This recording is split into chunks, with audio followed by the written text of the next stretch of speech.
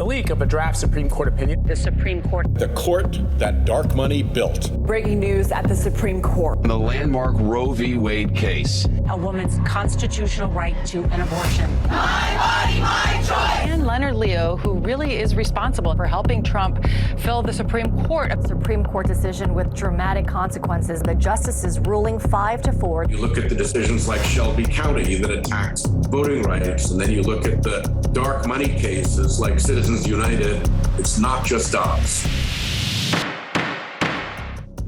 The court is not in order. This is Senator Sheldon Whitehouse, and welcome to Making the Case. Season 2, we are back in a new Congress, and we face the continuing problem of special interest influence in the judiciary, particularly on the Supreme Court, and particularly in this administration, where so much depends on a Supreme Court that will stand up against improper political pressure from the executive branch. And it's in that context that we look at something kind of technical, which is amicus briefs. Amicus briefs written by folks, groups that come in as an amicus curiae, a friend of the court, and their job is not to be a party, but just to provide information to the court, and in modern days, to try to influence the court. And we'll talk about how they influence the court and how they can do so hiding who the real donors and influencers are behind them.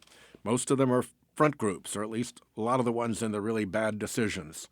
Today, I'm joined by law professor Larsen from the William and Mary Law School and law professor Paul Collins from the University of Massachusetts Amherst. So we will go on to that. We've got two wonderful experts and looking forward to the conversation. Professor Larsen, welcome. Delighted to have you here.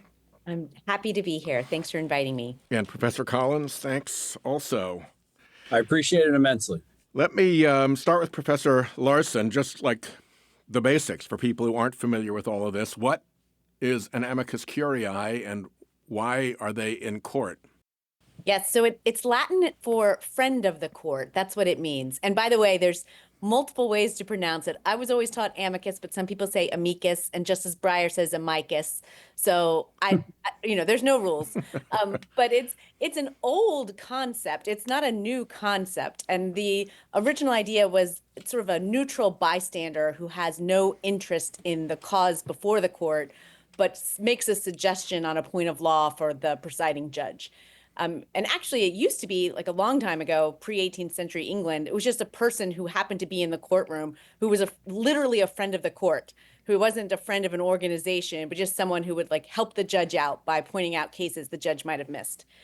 In America, it's not been like that for a very long time. So in the United States, the amicus curiae is now, as Paul said, it's like a lobbyist, like somebody who has an interest in the case, but is not a party to the case. And they file briefs informing the court of their interests. Sometimes they just say, hey, whatever you do, don't rule this way.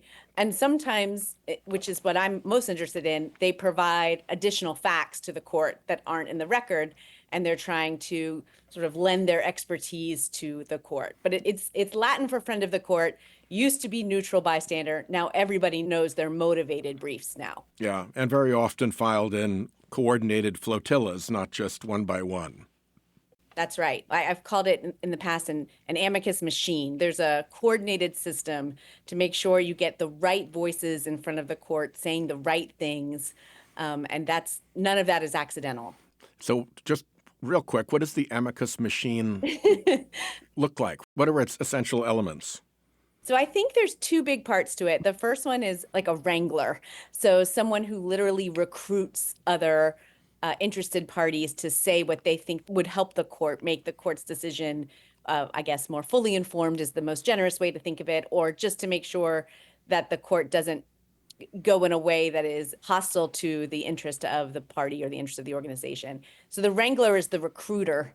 And then you have an amicus whisperer, who is the person that is editing, maybe in the strongest form, or at least softly influencing the content of the brief. You know, it would be great if we could get a bunch of doctors that would say that mifepristone does this or that. Like, that's a whisperer. It's a person that keeps everybody on task, like keeps everybody on message. So in my terminology, the wrangler rounds up the front groups who file the briefs, and the whisperer tells them what it is that would be most helpful for them to say.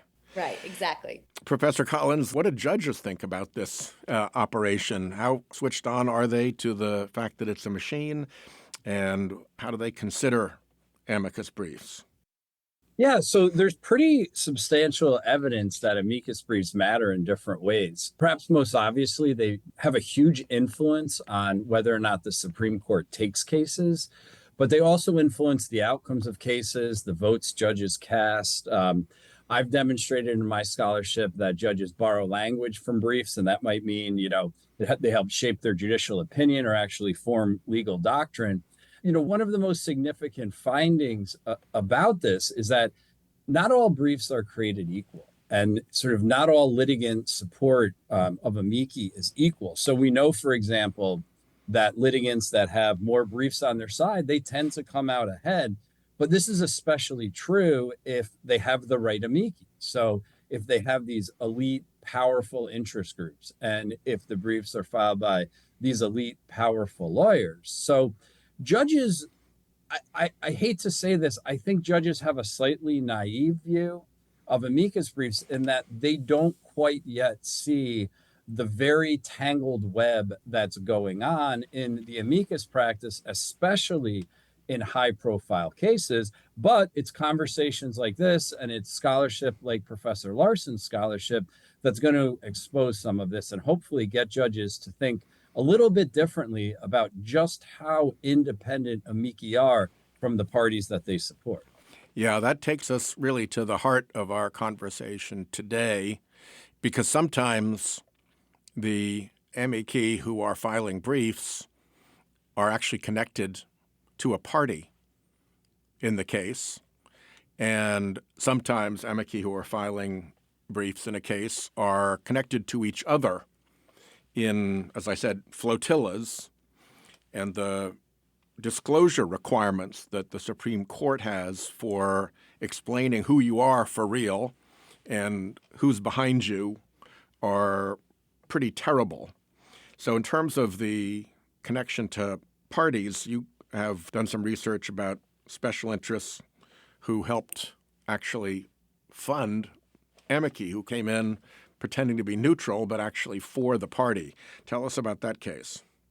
Yeah, so I filed an amicus brief with a great organization called Court Accountability in Epic Games versus Google, which is an antitrust case. But where I came into the picture is Epic Games recognized that the amicus effort on behalf of Google probably was going to involve Google-funded amici or attorneys that had these connections to Google. And they probably didn't have to disclose that because, as you said, the funding rules are really, really easy to evade. In this context, it's basically, did Google fund the direct financing of the amicus brief? And the answer to that question is almost always no, because you can easily evade that, for example, by giving money to a general operating fund. So Epic took a really unusual step, and they linked their consent to file amicus briefs to a condition that the amici disclose any money that they received in the past 12 months from a party or another amicus. Not surprisingly, this ruffled a lot of feathers, and only 2 of Google's amici consented. The other 17, they refused to disclose, and several of them actually chastised Epic Games for this condition to the court. So since 17 of Google's amici were going to refuse to disclose any connections, we decided to do it for them. And here's what we found. We found that 11 amici appear on Google's published list of interest groups that receive substantial funding by Google's government affairs and public policy team. More than a dozen scholars and experts had past or present financial ties to Google as consultants, as grantees, as award recipients. The counsel for Google's amici have represented Google and more than 200 federal district court cases combined. None of this had to be disclosed. And so with court accountability and using public information, we were able to disclose this to the court. And as you've pointed out in your work, Senator Whitehouse, this case, Epic Games versus Google, is not unique. Google has employed this flotilla before. And if you're not Google, the same thing can happen in other cases. In the Bruin case in the Supreme Court, which was the gun case, 12 of the amicus briefs were filed by people or institutions who had received total millions of dollars from the NRA, the National Rifle Association, and the so-called experts in some of these amicus briefs were also NRA-funded legal scholars, and the NRA was not the technical party. It was the New York State Rifle and Pistol Association, which was an associate. But all of that should have been, at minimum, disclosed, and none of it was. Let's talk for a minute about where the relationship isn't just with the parties, but that there's a group that wants to come in, a group of amici, and they want to make a case in a flotilla because that signals to the justices that this is important to their big donors who the justices tend to know. But my favorite miscreant behavior in all of this was in a case called Moore v. Harper, which was about state legislatures' ability to overturn elections. And a group showed up in that called the Honest Election Project. And it filed a brief in that name. What's interesting is that the Honest Election Project actually does not exist, except as the fictitious name under Virginia law of another entity called the Judicial Crisis Network. But it doesn't disclose that it is nothing but a fictitious name for the Judicial Crisis Network in the brief. And it further doesn't disclose that the Judicial Crisis Network spent millions of dollars helping get the Trump appointees confirmed with political ads in battleground states and is effectively run by Leonard Leo, who's behind the whole court fixing operation. So that would be pretty relevant to the public trying to understand what the motivation was for the brief, and none of that was disclosed. That's the kind of stuff that ought to be disclosed, don't you think? This idea of this neutral sounding name is rampant. So I've pointed out my favorite example is, I guess, the American College of Pediatricians versus the American Academy of Pediatricians. And the American College of Pediatricians is a socially conservative group that was founded to protest the adoption of children by gay couples. But you wouldn't know that from the name American College of Pediatricians. And I think the public needs to know, but I fear for the law clerks. I mean, as a former one myself, like it's very hard to know whether the factual assertions you're reading are coming from a reputable player. And so I think a value to these disclosure rules and strengthening them is not just a value to the public, but a value to the courts themselves. And one of the things that these flotillas tend to do, at least in my view, is to help move legal doctrines that help the interests that are behind them, doctrines which have very often been cooked up by special interest funded entities like a program at a law school, for instance. And then they become the vehicle for taking the doctrine and pressing it on the court in sufficient numbers that the court could be led to believe that this actually is a thing and not just the product of a special interest doctrine factory. And it creates a kind of multi-voice echo chamber. And then the Supreme Court accepts that doctrine, and suddenly it is now transmuted from a special interest theory cooked up in a special interest funded greenhouse, basically, and through these multiple briefs to provide a lot of echo. And then, boom, next thing you know, there's the Supreme Court using the doctrine. Do you see that as well? Yeah, so I saw this in the Epic Games case where, for example, a lot of the authorities and the experts cited in Google's amicus flotilla, they had financial ties to Google themselves. And so it's this astroturfed effort that clerks, as Professor Larsen said, and judges are probably not aware of, because these savvy lawyers and these elite interests are able to fund not just amici, but they can fund scholars, and they can put on conferences, and they help build credibility for legal theories that once might appear pretty fringe, but all of a sudden you see the theories published in law reviews, you see conferences about the theories, you see them popping up in amicus briefs. And it seems that the law is kind of developing on its own, when in reality it's being orchestrated behind the scenes by, who knows who's doing it. Yeah, there's a whole judicial influence ecosystem that begins with the creation of the doctrine and then moves out into more or less fake conferences, and then becomes at least fake real enough that it can get into amicus briefs. And then if 20 amicus briefs are talking about it, then it can look to people like it's actually a thing and not a product, like unitary executive theory or repeal of Chevron deference. All of that began in doctrine factories and ended up in Supreme Court opinions. I would just add, I think that word doctrine really matters to people who've been through a legal education. And so having arguments that are a little bit creative or, as you say, fringe, that's nothing new in the law. But using the word doctrine to package them, that's a word with power, because it's saying this is law. This is something you have to do. This is something you have to study for the bar. And then a whole generation of lawyers, like people who are educated in my classroom, they learned this idea as a doctrine, whereas the generation before hadn't learned it that way. So I think of the major questions doctrine. Yep. That argument that Congress doesn't delegate high stakes issues away to agencies, that argument is not new, but calling it a doctrine, that makes it different. That makes it a thing. And the word doctrine to package that argument has been used by amici and also interest groups on social media. There's just sort of a new way that we are making something a doctrine. And nobody is really putting in the effort to look behind the fabrication of, for instance, the major questions doctrine and tracing it back to the, for instance, fossil fuel funded program at the university and the fossil fuel funded professor at the university who cooked it all together, and the fossil fuel funded program where they held a conference and it was discussed. And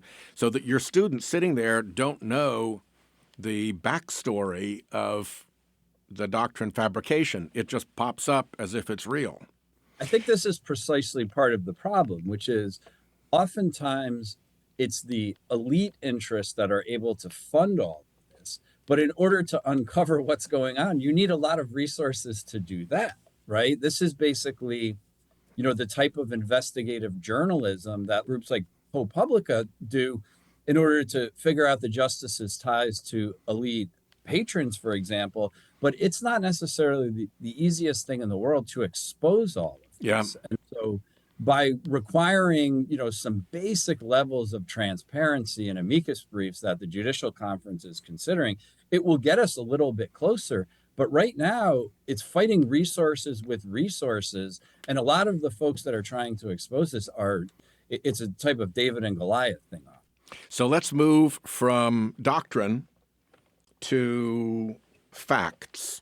You mentioned, Professor Larsen, in your opening that very often the purpose of the amici in coming into the court is to try to present facts to the court that will help inform its decision.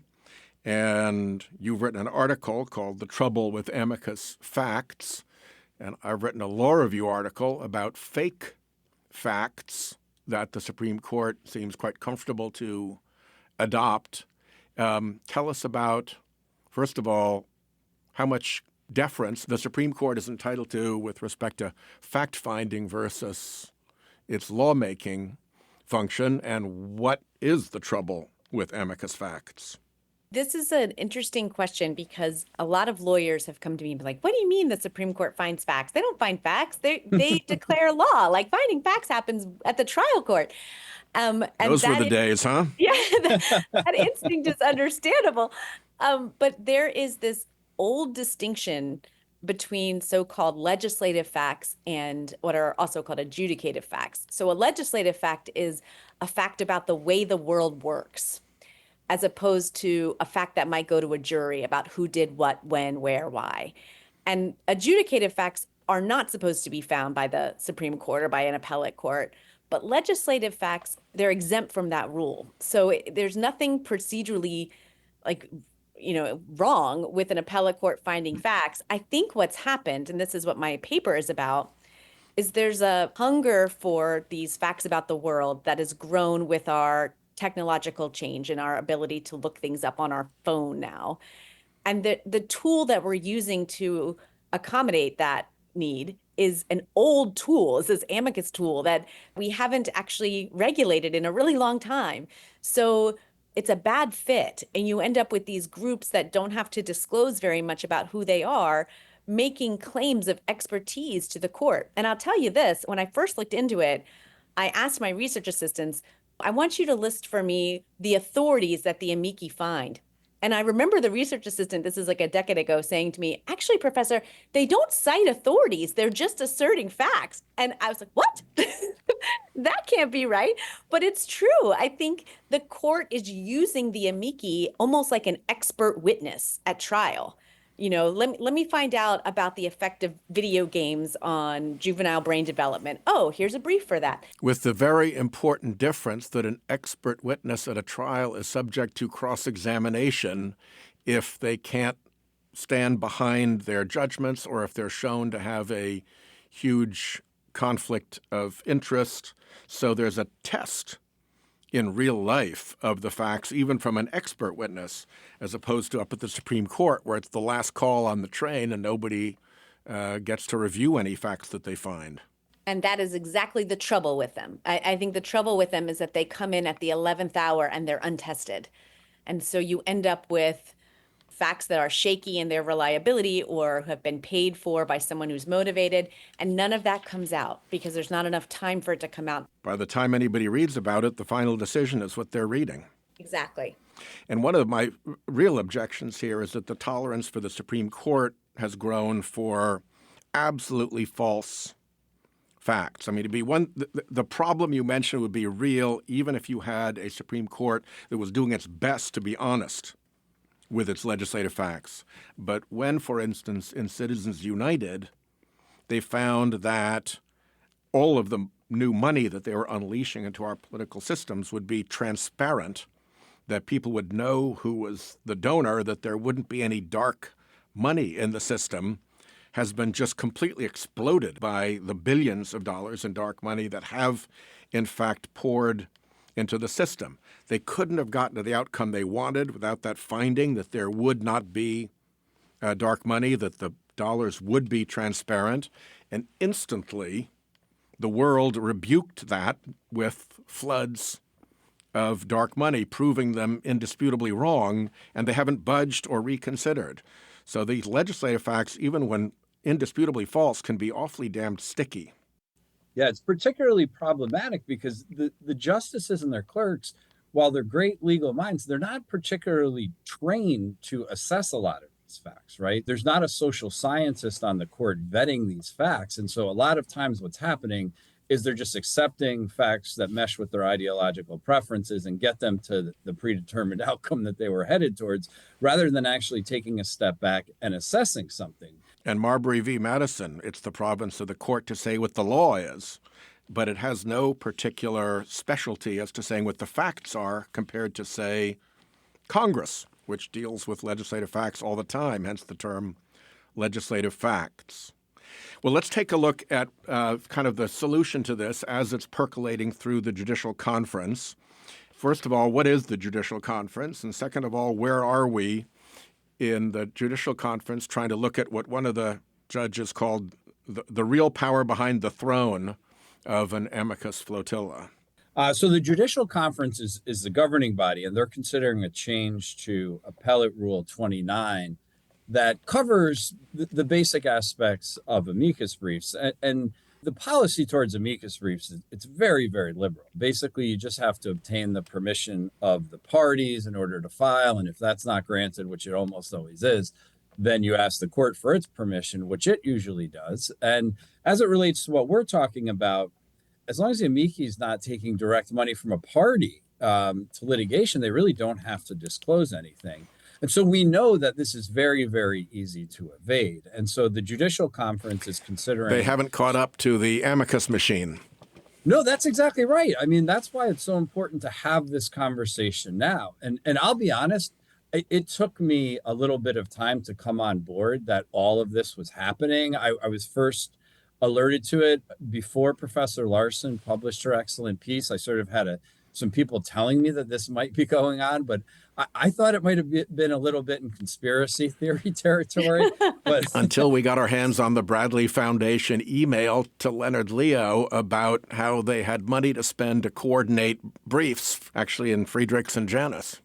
That's exactly right. That's exactly right. I needed to see the evidence. The evidence is overwhelming. And it's great, that the Judicial Conference is thinking about it now. One of the changes would require an amicus disclose whether a party or its counsel contributed in the last 12 months more than 25% of the total revenue for the previous fiscal year. That's a welcome change. 25% might be a little high, but that's fine. They're looking at closing a member loophole. So right now, if you're a member of an organization, you don't have to disclose. And then I think Professor Larsen mentioned earlier, a lot of these amici are sort of astroturf fake organizations. I actually remember more than 20 years ago, when I was doing my initial research on amicus briefs, I came across an organization that I never heard of, and I don't remember the name of it, but it was something like Americans for a Better America. And it turned out being all of the major oil companies like Exxon, Mobil, and things like that. So this has been going on for a while. So that requirement would basically provide a little bit of transparency, talking about the identity of the amicus, their history, the date of creation, if they were created within a year, which would help open up the books for judges and their law clerks as to exactly what's going on. The Judicial Conference work has seemed to try to divide the world into two groups. One is amici who are connected to a party, like the groups that were funded by Google when Google was a party.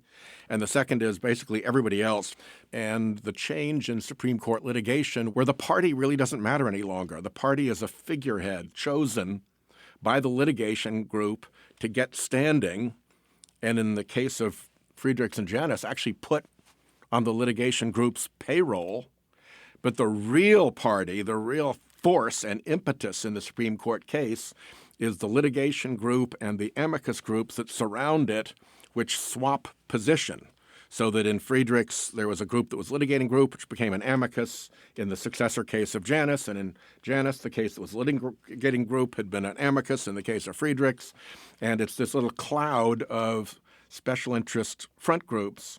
And what do you think the chances are, Professor Larsen, of the Judicial Conference getting that at this point? I don't think this is rocket science, or indeed that it needs to be quite so politically divisive. I mean, the best disinfectant is transparency, right? Disclosure. So we all know that when you read a review online and it's been paid for, you discount it. And when an expert testifies and he's been funded by the NRA and he's testifying about a Second Amendment challenge, you disclose that, and that limits the credibility. I don't think of this as revolutionary, and I don't necessarily think it needs to be partisan, honestly. I think it's just about updating the ways that we're educating courts to reflect the modern reality. And some of this is pretty obvious. I'll close out our conversation going back to Americans for Prosperity Foundation versus Bonta, which was a case that allowed 501c3 tax-exempt corporations to hide from the state government who their big donors are.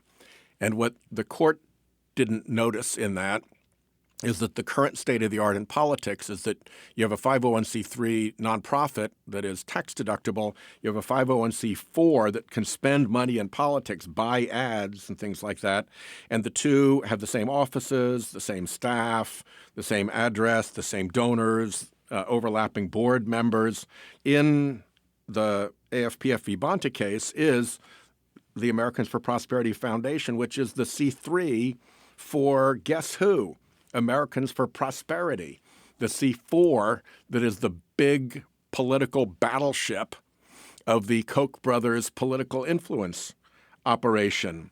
And even in that case, where they were able to cook up over 50 front group briefs to come in and show the justices, hey, this is a big one for us, even then the court decision didn't reflect any connection whatsoever of the AFPF case and the political influence operations of the folks who are behind the flotillas. This was the biggest flotilla I at least have ever seen. When you're north of 50 at the cert stage, that's a hell of a performance, and it's one that the justices noticed. So much appreciation to Professor Larsen and to Professor Collins for joining us. They have studied this very hard and very carefully. This is one of those areas where if you're not watching, the special interests will pull a fast one on the rest of us. So thank you both for your work. And this has been Making the Case.